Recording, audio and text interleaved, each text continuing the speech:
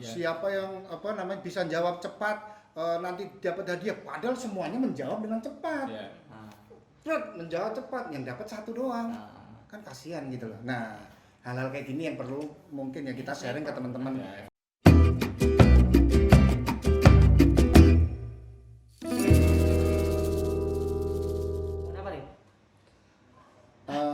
Ya untuk yang kedua apa ya? Yang lagi santai-santai sama ini nih. Apa tuh, Kak? Saya tuh ngebayangin uang 14 triliun kalau dibeliin boneka buat ngedongeng itu dapat berapa itu? Yang dikorupsi itu loh. Saya ngebayangin itu tuh. Kalau saya ngebayangin gimana caranya TikTok saya viral sampai 14 mil M. Triliun, Bro? M ya? Oh itu triliun. Oh, M ya? M kan tandanya sama kan? Di Instagram, di TikTok itu kayak M juga gitu. Emang siapa sih yang Bansos yang terakhir bansos itu ya. Sebelum bansos ada lagi ya? Itu baru yang ketahuan, yang nggak ketahuan pasti banyak lah. Banyak ya. sama Kasus itu lama juga pasti banyak. perikanan ya. Perikanan. Kayaknya ada hubungan ini Iya, nih. iya. Jangan ada aliran. Ada arus-arus yang terbawa. Enggak, justru Tapi malah tahu waktu periodenya siapa ya waktu dapat? itu perikanan waktu jadi saya Bu Susi ketika itu ada program namanya Gemar Ikan kan. Gemar Ikan. Pas begitu ada periode pergantian menteri Pak Edi, ya kan? Saya jadi nerima piagam penghargaan plakatnya dari Pak Edi. Oh, dari Pak Edi. Programnya program Bu Susi. Programnya dari eranya Bu Susi. Iya, terima plakatnya tapi tetap dari menteri juga kan. Tapi nggak ada ini kan, maksudnya sesuatu yang kosong harus ditandatangani gitu Wah, kan? enggak ada lah Kak. Ada ya. Alhamdulillah. Semuanya transparan ya? Transparan dan apa ya, namanya juga terima penghargaan doang ya. Ya tapi ngomong-ngomong tentang korupsi ini memang di Indonesia ini memang enggak sih di semua negara kayaknya ya. Tapi kayaknya paling parah ya. Apa solusinya Kak? Nah itu dia tuh, Berat-berat. agak berat itu. Karena korupsi itu Kak, nggak mungkin ada satu pihak doang.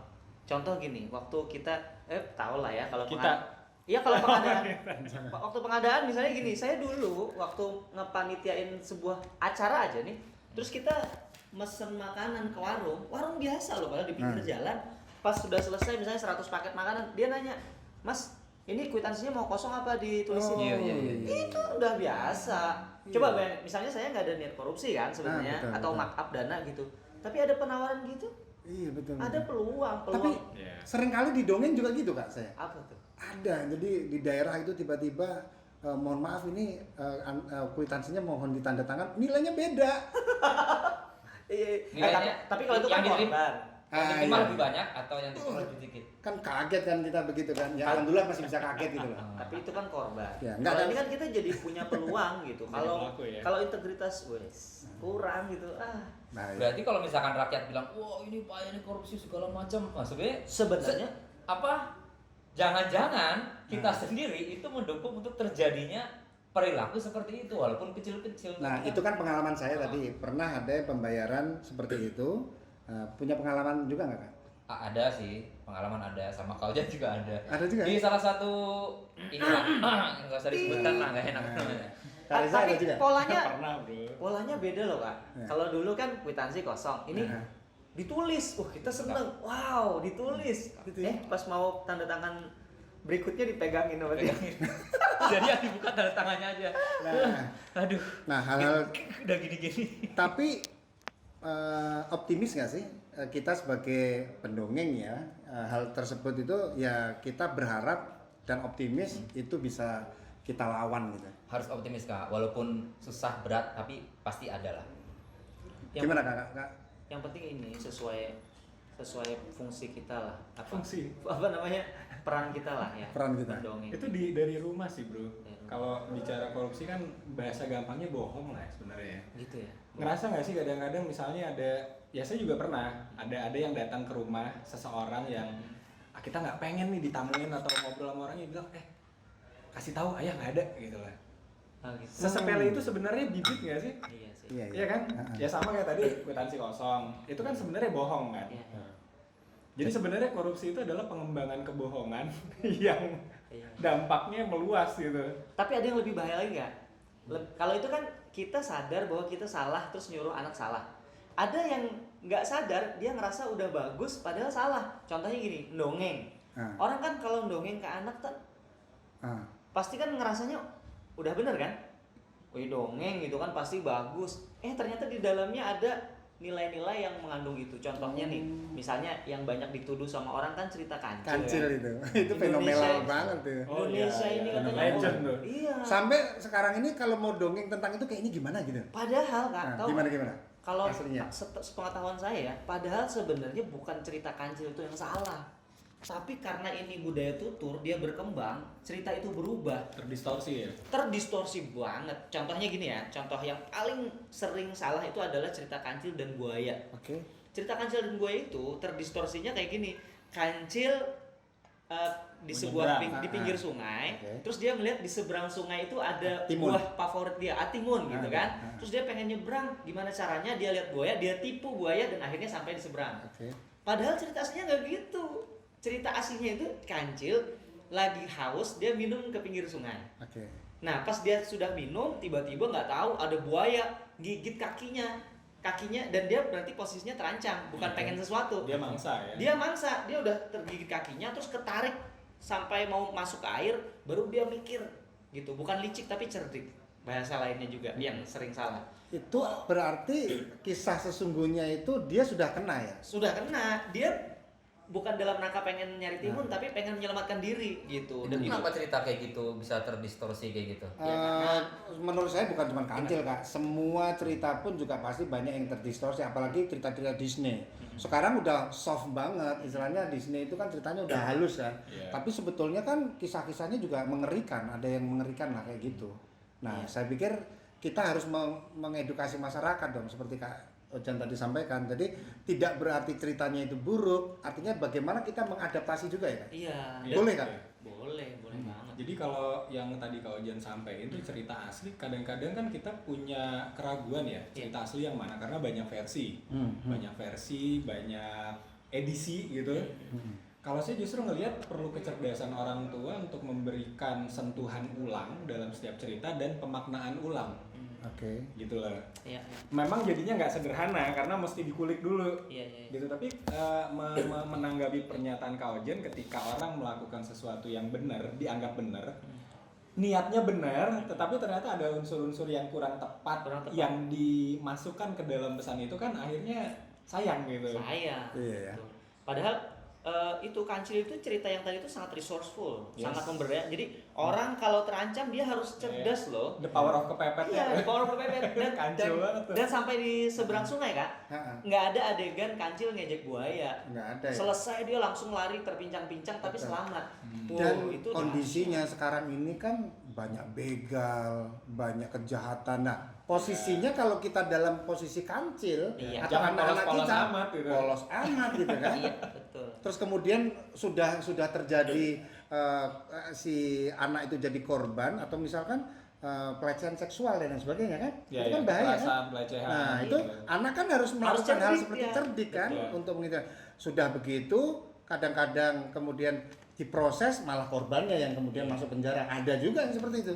Yang populer banget kan di Amerika itu cerita Brer Rabbit kan Kak. Brer Rabbit itu yang menginspirasi budak-budak kulit hitam kan gitu, negro ya orang bilang gitu, untuk merdeka itu kan gara-gara cerita itu. Jangan pakai istilah negro. Bro. Enggak, orang kan dulu itu menjatuhkan mereka dengan istilah itu gitu Iya, kan. iya. Orang kulit hitam itu Afro Amerika gitu. Dan mereka tuh bisa lepas dari perbudakan, salah satunya gara-gara Brer Rabbit loh. Ceritanya itu kayak kancil. Menginspirasi. Berarti Ya. cerita kancil yang masih relevan itu yang di pada zaman dahulu itu masih sedikit relevan ya. Nah, Karena kan kancil ini menolong teman-temannya nih. sekarang dengan kecerdikannya. pertanyaan aku nih. Tapi itu di Malaysia. Enggak bukan di masalah sini. dong kita menceritakan kancil, tidak artinya ceritanya misalkan tentang kancil dan buaya tadi. Kemudian kita buat adaptasi sehingga Saya tidak pikir- menipu kayak gitu, boleh juga dong. Ya kan? Boleh. Diadaptasi. Boleh. Ini loh kawan, orang tua atau pendidik itu perlu peka bahasa. Jadi kayak tadi ya, mencontohkan kancil itu bukannya ngebohongin buaya, tetapi dia cerdas, cerdik, menyiasati kondisi sehingga dia bisa selamat gitu. Nah kadang-kadang hal-hal kayak gitu kan perlu penjelasan, bukan hanya sekedar disampaikan ceritanya, tapi ada penjelasan, ada obrolan yang mendalam. Nah, saya lebih senang justru cerita atau dongeng itu menjadi pembuka sebuah deep talk. Oke. Gitu loh. Jadi ada cerita kancil, nah abis ini kita obrolin. Jadi kita bisa dapat insight yang lebih beragam dari anak-anak kita juga gitu. Jadi menurut kita koruptor itu korban nggak dari cerita-cerita yang bias itu? Menurut Kak Reza, Kak Awam? Bisa iya bisa enggak sih. Bisa, Maksudnya itu kan perlu diteliti bro. Maksudnya Ada penelitiannya Kak. nah hasilnya saya nggak tahu tuh. Penelitiannya kan, aduh kok saya jadi lupa Karena nama penelitinya. persoalannya hakim dalam bertindak sebagai hakim itu ya kan, kemudian menjatuhkan hukuman.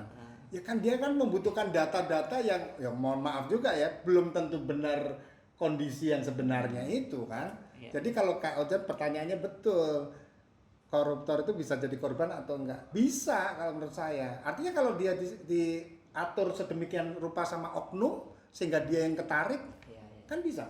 Iya sih ya. Banyak sih yang kasus sebenarnya dijebak ya.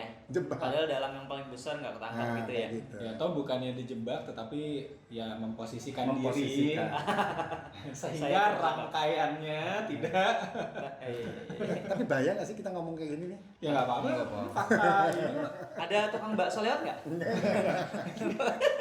fakta dan realita. Ya tapi kondisi, kita kan? mengambil posisi dongengnya. Artinya lanjutkan bercerita entah kancil entah apapun bagi teman-teman sih menurut saya dengan garis bawah bahwa kita ya harus bagaimana pandai-pandai dalam Iya. menyampaikan yang sesungguhnya atau ya kita kemas sehingga hal-hal yang seperti tadi distorsi tadi tidak terjadi ya. Nah kalau menurut Kak Awam sejauh mana sih dampak dongeng itu terhadap karakter dan values yang tertanam di diri seseorang sehingga tadi Nah. misalnya wah cerita kancil bisa menginspirasi orang untuk kelak korupsi gitu ketika dewasa. Itu kalau menurut Kak Awam sendiri gimana? Dampaknya saya nggak punya teori tetapi punya pengalaman sih. Jadi anak karena kan acara kita kan di sini itu kan anak-anak ngumpul Ya, rutin ya. rutin ya, sehingga anak-anak yang dulunya kecil-kecil, Nah, nah sekarang Segini. mereka itu iya, sekarang mereka sudah besar Gede-gede. dan ketika kita lihat dalam kehidupannya sekarang itu sangat-sangat luar biasa dan kita tahu keluarganya seperti apa gitu loh. Nah artinya mereka lingkungan lah yang kemudian bisa memberikan dampak yang baik. Nah kebetulan lingkungan anak-anak itu adalah lingkungan dongeng.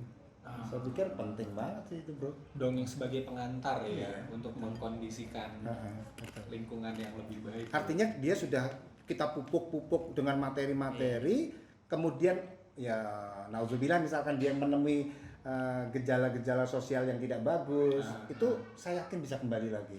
Oke. Karena pupuknya itu kuat. gitu. Termasuk peluang-peluang korupsi tadi ya. Ya, saya pikir. Ngomong-ngomong itu, kalau KPK kan dia merilis itu ada 10 karakter Oh iya iya. Oh ya. supaya orang itu tidak korupsi itu kan. Ada jujur, terus Mandiri. sederhana, tanggung jawab, berbagi. berbagi dan seterusnya itu gitu.